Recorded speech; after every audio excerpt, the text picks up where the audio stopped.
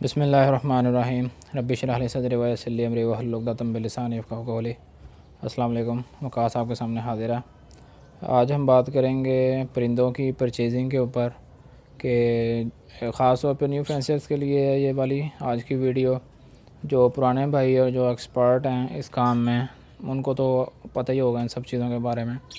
तो मेरा मकसद होता है कि न्यू फेंसियर को ज़्यादा से ज़्यादा और अच्छे से अच्छे तरीके से गाइड किया जाए इसके हर चीज़ के बारे में जो इस शौक़ में आना चाहते हैं या जो इस को अपना प्रोफेशन बनाना चाहते हैं। तो जी आज हम इसी हवाले से बात करेंगे कि परचेजिंग के ऊपर कि बर्ड्स को परचेज़ कैसे करना होता है और परचेज़ करते वक्त किन किन चीज़ों का ख्याल रखना होता है, बर्ड्स को कहाँ से परचेज़ करना चाहिए और किस किस्म का बर्ड्स परचेज़ करना चाहिए, उसकी एज क्या होनी चाहिए, मतलब सो ऑन। ठीक है, तो इन सब चीज़ों के बारे में आज हम बात करते हैं। तो चलें टाइम को ज़ाया किए बगैर आज की वीडियो का आगाज़ करते हैं। बिस्मिल्लाह करते हैं। तो सबसे पहली बात यह है कि जब हमने परिंदा परचेज़ करना होता है तो हमारे पास दो ऑप्शन होते हैं। या तो हम बर्ड्स को परचेज़ कर सकते हैं शॉप्स पे जाके, मार्केट में जाके, मतलब जहाँ पे परिंदों की दुकानें होती हैं वहाँ से परिंदों को हम परचेज़ कर सकते हैं। तो दूसरा हमारा तरीका ये होता है कि लोकल जो हमारे ब्रीडर होते हैं उनके घरों में से परिंदे को उठाया जाए। ठीक है, तो अगर मैं प्रेफर करूँ, मैं तो यही प्रेफर करूँगा कि लोकल जो हमारे ब्रीडर्स होते हैं उनके घरों में से परिंदे को उठाना चाहिए, किसी के घर की ब्रीड उठानी चाहिए। सही है, क्योंकि वो एक तो मतलब उस भाई के अपने ब्रीड होती है, उसको अंदाज़ा होता है कि मैंने किस किस पेयर से ये ब्रीड ली हुई है। और आगे जो मज़ीद मैं पॉइंट्स बताऊंगा वो भी घर में से परिंदा उठाने के हवाले से बहुत अहम होंगे। ठीक है, क्योंकि अगर दुकानों में से आप वो परिंदा उठाएंगे तो उन दुकानों वालों को इस चीज़ के बारे में नहीं पता होगा जो आगे मैं कुछ स्टेप बताने वाला हूँ कि हमें परिंदे को ख़रीदते हुए किन किन चीज़ों का ख्याल रखना चाहिए। ठीक है, तो शॉप्स वालों को उन चीज़ों का नहीं पता होगा, लेकिन एक जो लोकल ब्रीडर होगा जो एक होम ब्रीड करवाता है वो उस बंदे ने पूरा उस चीज़ का रिकॉर्ड रखा होगा। सही है, तो पहला पॉइंट हमारा हो गया कि जब भी आपने बर्ड लेना है तो हमारे जो ब्रीडर भाई होते हैं उनके घरों में से परिंदे को उठाएँ। मैं ये नहीं कहता कि अब आपने घर में से ही उठाना है तो ये दुकानों वालों का काम ही बंद हो जाए, अल्लाह माफ़ करे। वो मेरा कहने का मकसद नहीं है। अगर आपको किसी दुकान से कोई अच्छा बर्ड मिलता है तो आप वहाँ से भी उठा सकते हैं, उसमें कोई इशू नहीं है। सही है, तो दूसरा हमारा जो पॉइंट आता है, दूसरा हमारा पॉइंट आता है कि जब आप किसी बर्ड्स को परचेज़ करने के बारे में सोचते हैं तो सबसे पहले आपको इस चीज़ का पता होना चाहिए कि जो बर्ड मैंने ख़रीदना है तो उसके बारे में आपको मालूमात लाज़मी होनी चाहिए कि मैंने जो बर्ड्स ख़रीदना है उसकी क्या स्पेसिफ़िकेशंस होती हैं, वो किस किस्म का बर्ड होता है और उसका क्या क्या मतलब उसके अंदर क्वालिटीज़ होती हैं और किस नेचर का वो बर्ड होना चाहिए, क्या क्या उसके अंदर खूबियाँ होनी चाहिए। ठीक है, तो मतलब वो उसके ए टू ज़ेड आपको ना उसके बारे में नॉलेज होना चाहिए उस बर्ड के बारे में। ये नहीं कि आपने बस ऐसे ही परिंदा परचेज़ करने के बारे में सोचा तो किसी शॉप पे जाके या किसी के घर में से मतलब परिंदा ख़रीदा आपने तो बस ऐसे मुँह उठा के जाके ले आए। आपको पता होना चाहिए कि उसका बॉडी मार्किंग कैसी होनी चाहिए, उसके नेल्स कैसे होने चाहिए, उसके फेदर्स कैसे होने चाहिए और उसकी बाकी जो कलरिंग होती है बॉडी की वो किस किस्म की होनी चाहिए। सब चीज़ों के बारे में आपको पता होना चाहिए। तो आपको अगर आप कोई परिंदा ख़रीदने का इरादा रखते हैं तो आपको उस परिंदे के रिलेटेड यूट्यूब पे या फिर बाकी गूगल वगैरह पे आपको हर किस्म की इन्फॉर्मेशन मिल जाएगी। तो मेरा आपको फिर यही मशवरा होगा कि जब भी आपने कोई बर्ड ख़रीदना है उसके बारे में पहले इन्फॉर्मेशन लेके फिर ख़रीदा करें और मतलब स्टडी किया करें उस बर्ड के बारे में कि जो मैं परिंदा ख़रीदने लगा हूँ ये किस किस्म का होना चाहिए। ठीक है जी, तो तीसरी बात हमारी क्या आ जाती है, तीसरी बात ये आ जाती है कि उसकी उम्र कितनी होनी चाहिए। ये एक बहुत इंपॉर्टेंट फैक्टर होता है बर्ड्स के अंदर, बर्ड्स की परचेजिंग के अंदर। ठीक है, तो बर्ड्स जब भी आपने ख़रीदना है आपने कोशिश करना है कि ब्रीडर पीस ना ही ख़रीदें तो बेहतर है। क्योंकि यार देखो सिंपल सी बात है, अगर एक बंदे का कोई 50,000 का अगर एक पेयर है वो उसके बाद वर्किंग कर रहा है, वो उसको हर साल के साल उसकी ब्रीड करता है, वो उसको 4 4 5 5 चिक्स निकाल के देता है एक क्लच के अंदर। तो अगर कोई कहता है यार ये मेरा ब्रीडर पेयर है, इसकी फ़र्ज़ करें कोई 25,000 30,000 जितनी भी उसने प्राइस सेट की होती है ये इसकी प्राइस है, तो मैं इसको सेल करना चाहता हूँ। तो आप खुद ही ज़रा सोचेंगे या किसी का दिमाग ख़राब है कि अगर एक पेयर आपको उसका नाम क्या अच्छी खासी मतलब क्लचेस आपको दे रहा है और आपको एक अच्छी खासी ब्रीड दे रहा है, आप उसको सेल कर दोगे तो ये मतलब नहीं ठीक रहता कि आप ना किसी के मतलब बातों में आके कि अगर कोई मेरा कोई ब्रीडर पेयर है जी मैं सेल करना चाहता हूँ तो आप ये समझ के यार चलो ब्रीडर पेयर है जल्दी जल्दी ब्रीड आना स्टार्ट हो जाएगी, तो उस लालच के चक्करों में पड़ के तो आप कहीं इस तरह के धोखे में ना आ जाए, ठीक है। हाँ, अगर कोई आपको कोई मतलब जानने वाला है या फिर आपका कोई भरोसे वाला कोई बंदा है, तो वो अगर अपना कोई सेटअप ख़त्म करना चाह रहा है या फिर वो कुछ नए उसने मतलब पेयरिंग की हुई है, तो पुरानी पेयरिंग में से कुछ पेयर वो अपना निकालना चाह रहा है, तो तब अगर आपको कहीं से कोई ब्रीडर में पेयर मिलता है तो वो तब फिर आप लाजमी ले लें, लेकिन सिर्फ उसी बंदे से जिस पे आपको आपका भरोसा हो, ठीक है। उसके अलावा नहीं, ब्रीडर पेयर मेरे ख्याल से कोई अपना ऐसे ही सेल कर देता है, या तो वो बिल्कुल निचोड़ के सेल करता है। निचोड़ने का क्या मतलब है, मेरे अल्फाज में निचोड़ने का क्या मतलब है, निचोड़ने का मतलब ये है कि 5-6 साल उससे अच्छी खासी ब्रीड लेके जब बिल्कुल वो अंदर से ख़त्म हो जाता है, ब्रीड के काबिल बिल्कुल भी नहीं रहता, उससे अच्छे खासे बच्चे निकलवा के 40-50 बच्चे निकलवा के अच्छी तरह उसको निचोड़ के उस परिंदे को, फिर वो कहता है जी ये मेरा ब्रीडर पेयर है, ये बाप मैं इसको सेल कर देता हूँ, तो ब्रीडर कह के वो लगा देते हैं, ठीक है। तो ये इशू होता है, या तो वो परिंदे को बिल्कुल निचोड़ के आपको देगा, या फिर वो परिंदे के अंदर कोई ना कोई डिफ़ॉल्ट आदमी होगा, उसकी एग जो होते हैं वो इनफर्टाइल होते होंगे, ठीक है। जो एग उसके होते हैं वो या तो फिर डेड एंड शेल ज़्यादा करता होगा, तो कोई ना कोई इशू उस परिंदे के अंदर लाजमी होगा, लाजमी होगा, वरना कोई भी अपना ब्रीडर पेयर ऐसे ही नहीं दे देता, ठीक है जी। तो अब आपने लेना क्या है, आपने कोशिश करनी है कि जब भी आप लें पट्ठे उठाएं। पट्ठे भी ये नहीं कि आपने महीने 2 महीने के बच्चे जाके उठा लिए, ठीक है। तो आपने कोशिश करनी है कि 4 से 5 महीने का, ठीक है, 5 महीने का एक नॉर्मल होता है, 4 से 5 महीने का आप बर्ड उठाएं, क्योंकि जो लव बर्ड है वो ब्रीड करने के तो 8 महीने में भी तैयार हो जाता है, लेकिन आप कोशिश करेंगे परिंदे को 10 से 11 मंथ का हो लेने दें, उसके बाद फिर आप उसे ब्रीड लें, ठीक है।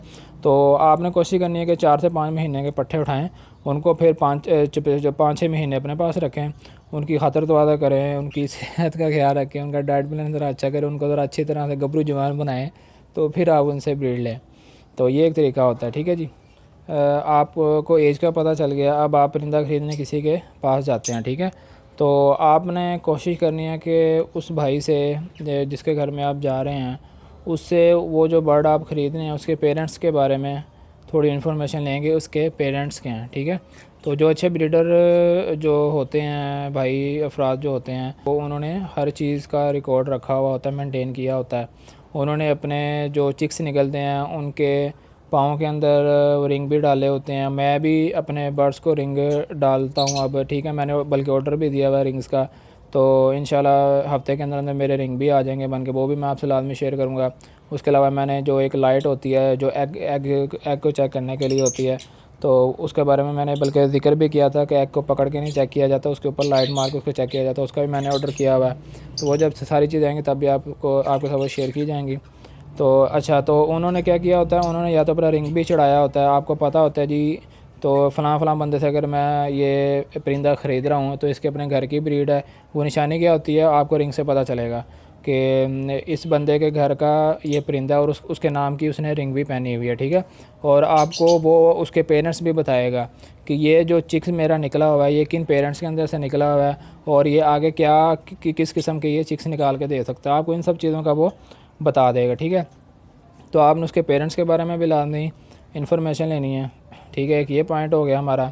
उसके बाद क्या है कि आपने देखना है वहाँ पे जब आप परिंदा लेने जाते हैं, आपने उसको कहना है, थोड़ी रिक्वेस्ट कर लेनी है, यार ये जो मैंने 5-6 पीस मैंने निकाले हैं, ये ख़रीदना मैं चाह रहा हूँ, इनको आप पकड़ के किसी एक खुले केज के अंदर ज़रा शिफ्ट करें, और वहाँ बैठ के 4 से 5 मिनट आप उसके जो होती है बॉडी लैंग्वेज होती है उसको आप एनालाइज़ करेंगे, परिंदा किस किस्म की हरकत कर रहा है वहाँ पे, उनकी जो फ्लाइंग है वो चेक करें, उनके नेल्स वगैरह चेक करें, उनके बॉडी फीचर चेक करें कि किसी किस्म का कोई मतलब परिंदे के ऊपर कोई ख़राश वगैरह तो नहीं आई हुई, कोई किसी किस्म का कोई ज़ख़म तो नहीं है, उसके नेल वगैरह पूरे हैं। नेल्स का फ़ीमेल का कोई इतना इशू नहीं होता, ठीक है, फ़ीमेल का कोई एक आधा नेल टूट भी जाता तो कोई इतना मसला नहीं है, लेकिन आपने कोशिश करनी है कि मेल के नेल ठीक हों, ठीक है।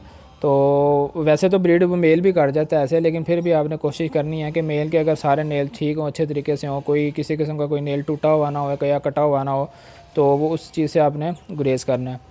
तो ये चीज़ आ गई। और आपने फिर उसके अलावा अगर आप वहाँ पे उनको एनालाइज़ कर रहे हैं, उसी दौरान अगर किसी किस्म की परिंदे ने ड्रॉपिंग की है वहाँ पे, तो आप उसकी ड्रॉपिंग चेक करें कि बर्ड्स की ड्रॉपिंग ठीक है या उसको कोई मोशन वगैरह तो नहीं लगे हुए किसी किस्म के, या उसकी ड्रॉपिंग के अंदर कोई ब्लैकनेस वगैरह या फिर कोई ग्रीनिश के किस्म की उसकी कोई ड्रॉपिंग नहीं है, तो आपको उस चीज़ से भी उसका आइडिया हो जाएगा। ड्रॉपिंग उसकी सॉलिड है या लिक्विड टाइप की है, तो इन सब चीज़ों का आपने वहाँ पे बैठ के थोड़ी देर एनालाइज़ करना है परिंदा ख़रीदते वक्त, ठीक है। तो ये चीज़ होगी। और उसके बाद अगर आप देखा जाए तो हाँ, आपने कोशिश करनी है कि जब परिंदा आपने ख़रीदना है तो उस वक्त वो मोल्टिंग ना कर रहा हो बर्ड, ठीक है। वैसे तो जो कोई बर्ड्स होते हैं वो साल के साल मोल्टिंग करते हैं, हर साल के साल मोल्ड करते हैं। वो अपने जो बॉडी फेदर होते हैं उनको झाड़ के नए फेदर लाते हैं, लेकिन जो फर्स्ट जो मोल्टिंग होती है बर्ड्स की वो बर्ड के लिए थोड़ी क्रिटिकल होती है, ठीक है।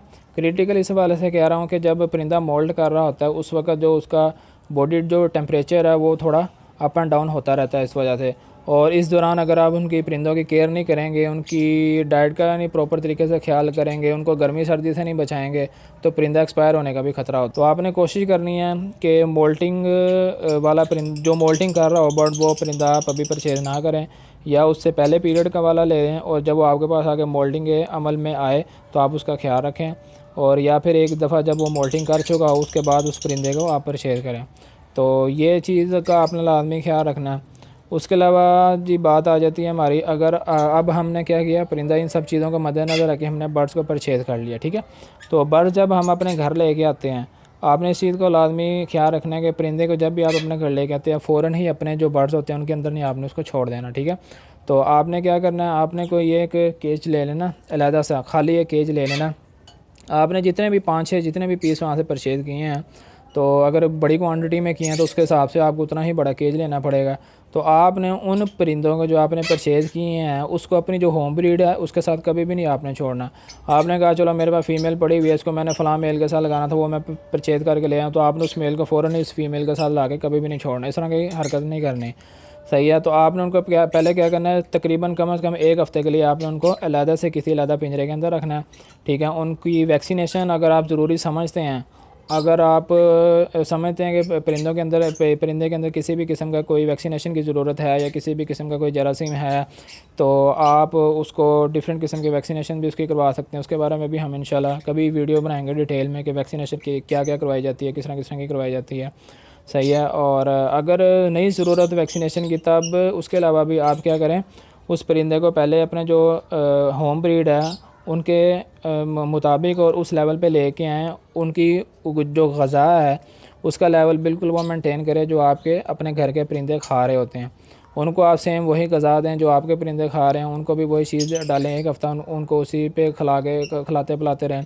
उसके अलावा अपने सॉफ्ट फूड की उन परिंदों को आदत डालें अच्छे तरीके से। उसके अलावा आप उसको हफ़्ते के अंदर 1 दफ़ा सिरका लाजमी इस्तेमाल करवाएं, ठीक है। पानी के अंदर सिरका डाल के वो लाजमी उनको इस्तेमाल करवाएं, ताकि उनके अंदर से डिवॉर्मिंग इससे हो जाती है। सिरका जो होता है बहुत ही अच्छी चीज़ होती है डिवॉर्मिंग के लिए, ठीक है। परिंदे के अंदर अगर किसी भी किस्म की कोई जरासीम वगैरह, तो वो उसकी ड्रॉपिंग के ज़रिए क्या होता है, खारिज हो जाता है, ख़त्म हो जाता है। तो इन चीज़ों का आपने ख्याल रखना है। उसके बाद 1 हफ़्ता जब गुजर गया उसके बाद आप फिर उनको छोड़ सकते हैं अपने किसी पे मतलब अपने घर की किसी भी ब्रीड के साथ, सही है। ये चीज़ें होगी। तो बस जी ये कुछ चीज़ें थी एक परिंदे को ख़रीदने के हवाले से, और जो मेरे जहन में थे, जो मैंने समझा कि आपको बताना ज़रूरी है, और आपको भी कुछ हेल्प मिली हुई होगी इन चीज़ों के हवाले से। और जो नए भाई हैं उनको वेलकम करता हूँ जी HWI एवरी के अंदर, ठीक है जी। तो नेक्स्ट जो वीडियो है वो तब तक वकास को दीजिए इजाज़त। अपना अपने माँ बाप का बहुत ज़्यादा ख्याल रखिएगा और मुझे दुआ में लाजमी याद रखिएगा। अल्लाह हाफ़िज़।